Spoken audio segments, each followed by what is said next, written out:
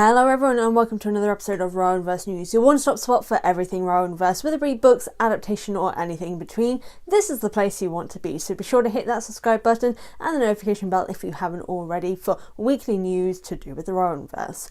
We've got quite a bit to get in today. Most of it is speculation, but some interesting stuff all the same, so let's dive into it. First up, it was Grover Week this week, which basically means it was going to be a week of celebrating for Grover, and we love that, but it's also going to be a thing that they're going to be doing through Rick's page for the next couple of weeks until the new covers release. I don't know which character is going to be next week, but let's just go with some love and appreciation to Grover. So if you've got a favourite Grover quote, be sure to put it in the comment section down below. I would love to hear whatever quotes you can come up with in relation to Grover or from Grover himself, because we all need to appreciate Grover Underwood a little bit more. He found 3 big kid demigods. That's impressive. And all of the different big 3s as well. He got Poseidon, he got Hades, and he got Zeus. That's impressive. Put respect on my boy's name. But moving on to some actual news. That was just a fun little thing that happened this week. Going to the first little bit of news this week, which is basically a sort of repeat of last week's mini Riordanverse news update, in the fact that we have news that 2 new directors have come on board for the TV show, taking our total of directors to 3.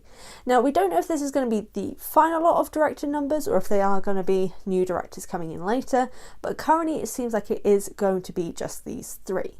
So, as a reminder, here are the 3 directors: James Bobin, Jet Wilkinson, and Anders Engström. Thanks to Percy Updates on Twitter, by the way, for that amazing graphic that was made for the directors. But yes, these 3 have done some incredible different projects that, will offer a lot of insight to the way in which they are going to approach this show. And honestly, each of the shows that they've worked on, some of them do kind of, have some transferable skills, shall we say, from their previous shows that could be brought to Percy Jackson. And I'm excited, I'm intrigued, they all seem really cool, and I'm looking forward to hearing more from them and seeing what they come up with. We also got from Becky on Twitter both today and yesterday updates to do with the writers' room and a few other things relating to the production in general, or well, I guess pre-production technically. First up, Becky says that they had a great Percy Jackson meeting today on both costumes and props. The team is so thoughtful and creative. I suspect that Rick will write one of his blog posts this weekend to share our excitement with you all, so stay tuned. And don't worry, when that blog comes out, which will probably be sometime next week, I'll be sure to post about it here on the channel. But the fact that they've been talking about costumes and props, I'm so excited. I just love hearing how many people are getting really involved in all of this, and just hearing all the behind the scenes stuff is, we don't usually get this level of information about TV shows. So just to know that they are having these discussions, that both Rick and Becky are, happy with the creativity of the people involved, it just says a lot, and I'm really, really happy about it. Going into the next one, which kind of wasn't necessarily an update, but is more just something from Becky, which I love and I really do hope happens. And the tweet was basically in response to someone saying, I hope that we get a book about the behind the scenes of making the show. And so Becky responded as such. Good suggestion. Movie and TV adaptation content is so fun. Rick and I have a huge list of ideas for Disney books and Disney Plus. We would love to know what the fans want as far as content engagement online, on Disney Plus and in book form. And I agree, I would love to get a behind the scenes book of basically the creation of the show, like the making of the Percy Jackson TV show, for example. But obviously the main thing I think everyone's going to be wanting is merchandise, which I both want and I'm also terrified for when it happens, because I have Percy Jackson merchandise on my, my TeePublic store, which is linked in the description box, by the way. And with how terrifying Disney is as a monopoly, I'm afraid that if they do make merchandise, they may send an injunction or whatever it is to basically make me take down all of my merchandise. So, excited if it does happen to have official merch, but also scared that I may get sent a cease and desist or something for my own merchandise on my website. So, yeah. Another comment from Becky was to do with the writer's room, which is Becky saying, "I'm not participating in the writer's room today, but I'm listening to the discussion. Even our team agrees with Rick that it's Grover week because today's discussion is all about Grover." And I want to know what that means. So there's a thing that I've always discussed, which I'll be talking about here on the channel at some point, is Grover is a character who I feel, unfortunately, as the series progresses, kind of ends up being a bit more of a background character. So I'm wondering if maybe the discussion to do with Grover is maybe making him a consistently more, I guess, consistent character, maybe giving him more of an arc, figuring out how to portray his character, maybe even talking about the actor, for example, possibly as well, who may have been cast for Grover or who they're considering could play Grover. But I don't know, it's exciting to hear that they are having discussions central to characters. We don't know if this is the case for all of them. It could just have been that this was a special case of them talking specifically about Grover, but who knows? They could be doing individual conversations specific to one character at each different writing session to figure out how to make sure that they are adapted correctly. But it was Grover week and they're talking about Grover, and we love that for him.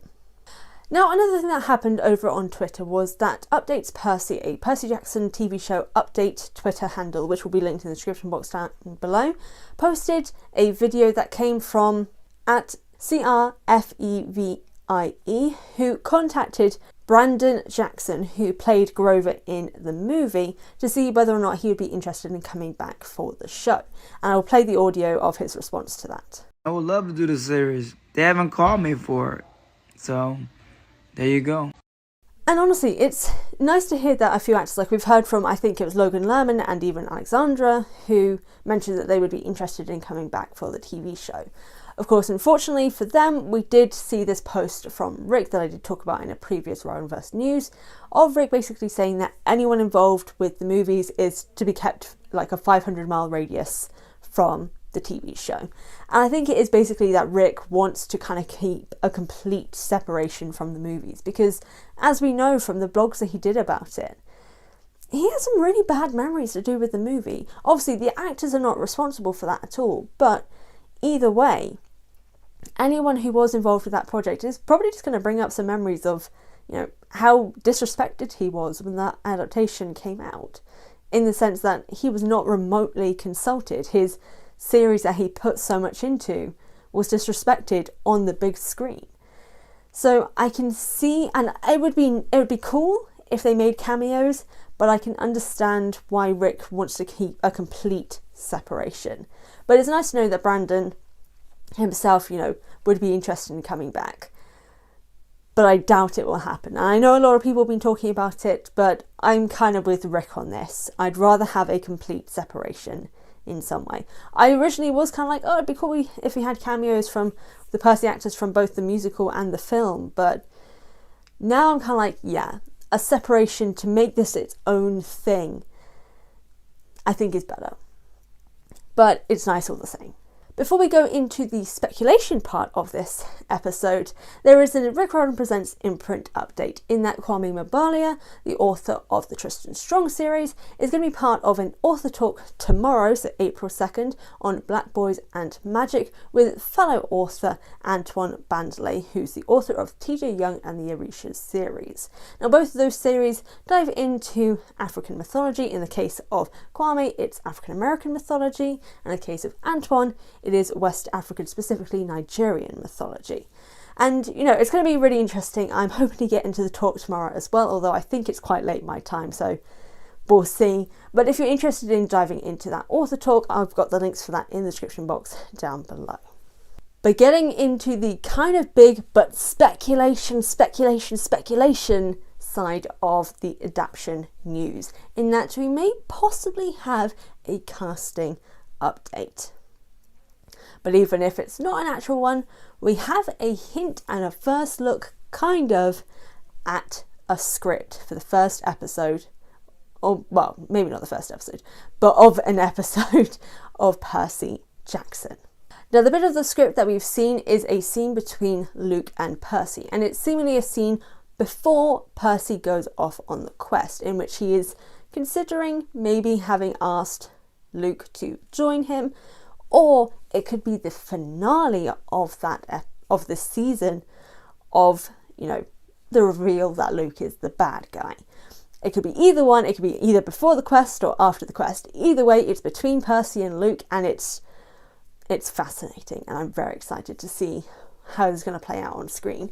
But how we got to see this script is from an actor named Sonny Soldic, and I apologise if I'm saying that last name incorrectly, who is 16, going to be 17 this year, and is a pretty well-known actor, has been in quite a few different projects. But he posted an image of this script to his Instagram story with a little winky face. And so people have been going wild since then to figure out whether or not this means that he is being casted, or maybe he has a callback, something of that ilk.